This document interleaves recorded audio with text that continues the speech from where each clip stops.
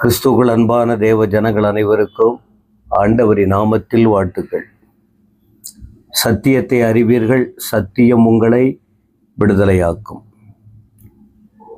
வேத பாடம், ஒரு வேத பகுதியை படித்து அதிலிருந்து ஆண்டுடைய வார்த்தையை உங்களுக்கு அறிவிக்கிறோம். எங்களுக்கு நம்பிக்கை உண்டு.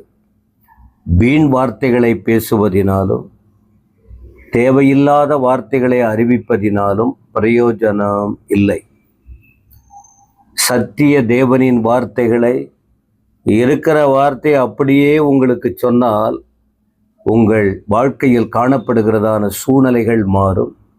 நீங்கள் அதை உணர்ந்து ஒப்பு கொடுக்கும்போது, ஏற்றுக்கொள்ளும்போது, ஆசையாய் இதில் கவனம் வைக்கும்போது அந்த மாற்றத்தின் வலிமை, சந்தோஷம் உங்களுக்கு நன்றாகவே தெரியும். அதனால்தான் அதிகமாக இந்த பரிசுத்த வேதத்திலிருந்து வார்த்தைகளை உங்களுக்கு சொல்லி கொண்டிருக்கிறோம். கடந்த வாரம் வியாழக்கிழமை ஒரு செய்தியை உங்களுக்கு சொன்னது ஞாபகம் இருக்கும்.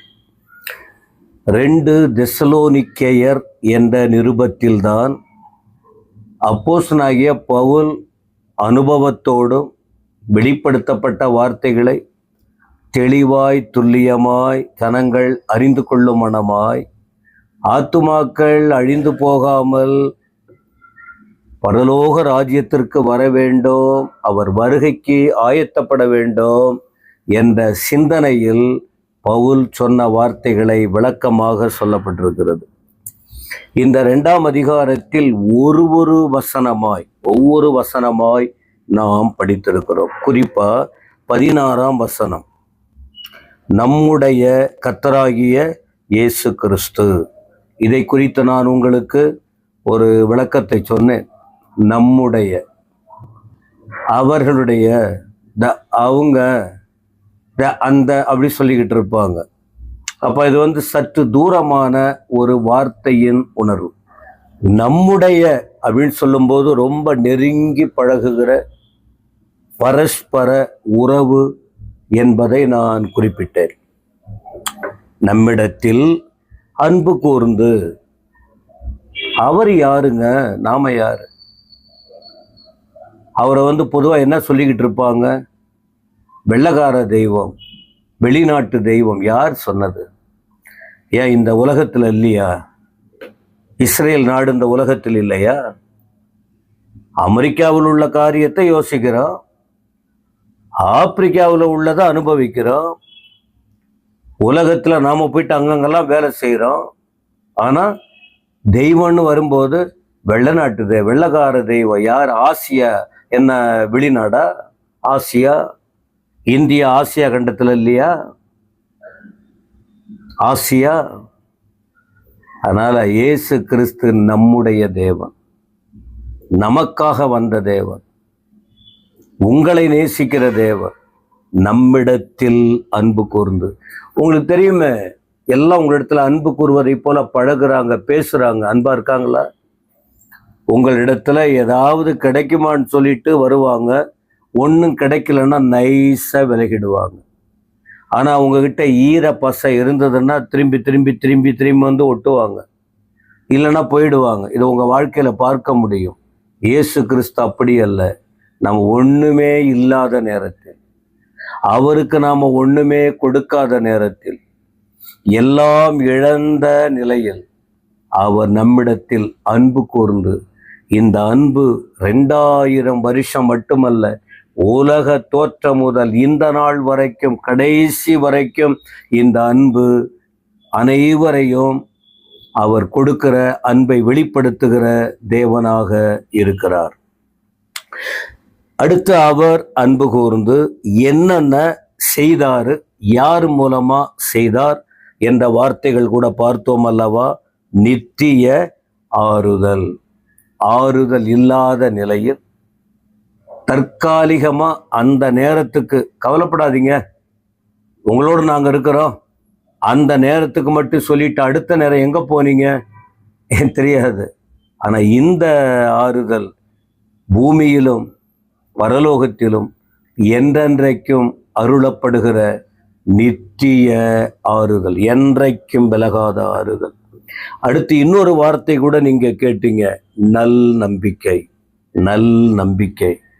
நம்பிக்கை இல்லாத உலகில், நம்பிக்கை அற்று போகிற சூழ்நிலையிலே நல்லதொரு தேவன் நல்ல நம்பிக்கையை, நமக்கு பரலோக நம்பிக்கையை, அசையாத நம்பிக்கையை, அழியாத நம்பிக்கையை, உறுதியான நம்பிக்கையை நமக்கு தந்திருக்கிறார். ஏன்? நாம் நம்புகிற காரியம் அவர் மீது இருக்குமானால் எல்லாவற்றிலும் அவர் எனக்கு எல்லாம் பார்த்து கொள்ளுவார், எல்லாம் எங்களுக்கு செய்வார், நிறைவேற்றுவார் என்று நீங்கள் ஆழமான உணர்வோடு யோபை போல, பவுலை போல, தாவீதை போல, முழு நம்பிக்கை ஆபிரகாமை போல நம்பி விசுவாசித்தான் என்று ரோமர் 4ஆம் அதிகாரத்தில் பார்க்கிறோமே. ஒண்ணுமே இல்லாத சூழ்நிலையில, உடலெல்லாம் பலவீனமடைந்த நிலையில நம்பிக்கையோடு அவன் விசுவாசித்தான். அவன் நம்பின காரியம் ஆபிரகாமுக்கு கிடைத்தது என்று பார்க்கிறோமே. எனக்கு அருமையானவர்களே, அந்த நம்பிக்கையை கிருபையாய் நமக்கு கொடுத்திருக்கிற, கிருபையாய். கிருபைன்னா என்ன? தகுதியே இல்லை, ஒரு தகுதியும் இல்லை. அன்பு கூறுவதற்கு, ஆறுதல் பெறுவதற்கு, நம்பிக்கை அடைவதற்கு நமக்கு ஒரு தகுதியும் இல்லை. ஏன்? நாம் அவருக்கு சொந்தமானவர்கள் இல்லை முன்பு. ஆனா இப்ப இந்த வார்த்தையை சொல்லும் போது அந்த உரிமை என்னன்னு நமக்கு தெரியும். இதை அனைவரும் அனுபவிக்க வேண்டும் என்று சொல்லி அவர் விரும்புகிறார். கிருபையாய் நமக்கு,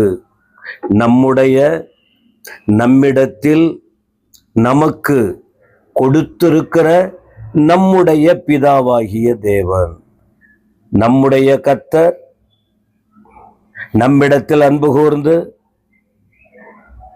நமக்கு கொடுத்திருக்கிற நம்முடைய பிதாவாகிய தேவன். கவனிங்க, அப்ப இந்த வேதத்தின், பரிசுத்த வேதத்தின் தேவன் உங்களுடைய தேவன், உங்களுக்கு சொந்தமானவர், நமக்கு உரியவர்.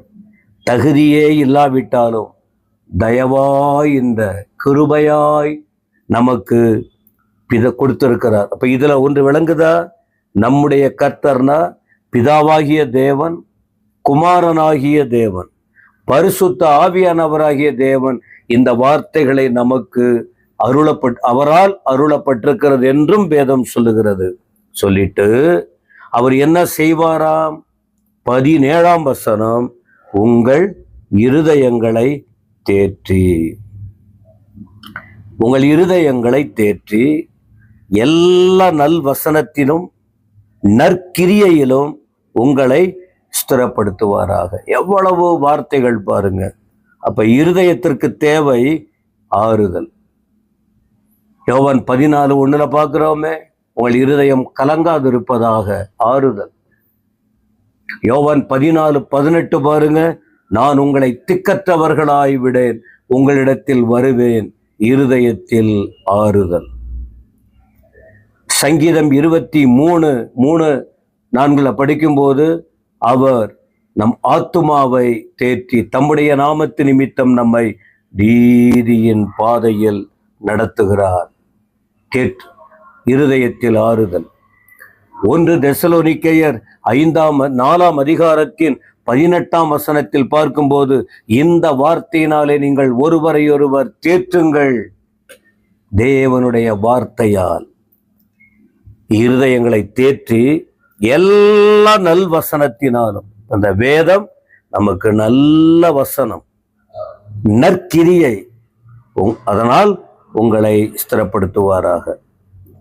ஆக இந்த 2 தெசலோனிக்கேயர் நிருபத்தின் 2ஆம் அதிகாரத்தை நாம பார்த்திருக்கிறோம். இதுவரைக்கும் நீங்க பார்த்திருக்கிறவங்க இன்னும் இதை தெளிவாய் புரிந்து கொள்ள வேண்டுமானால், பெத்தேல் மிஷன் சபை பங்காருப்பேட் என்ற தலைப்பில் போடப்பட்டிருக்கிற அந்த யூடியூப் சேனல், அதை நீங்க பாருங்க, கேளுங்க, பகிருங்க. நாங்கள் பேசுறதெல்லாம் உங்களுக்கு வரும், ஆசீர்வதிக்கப்படுவீங்க. ஆண்டவர் சீக்கிரம் வரப்போகிறார். அந்த வருகையில் முன்னாடி இந்த பூமியிலே இந்த ஆசீர்வாதங்கள், அவர் வரும்போது நாமும் அவரோடு சென்று வாழ கிருபை கொடுப்பார். கர்த்தர் உங்களை ஆசீர்வதிப்பாராக. ஆமென், ஆமென்.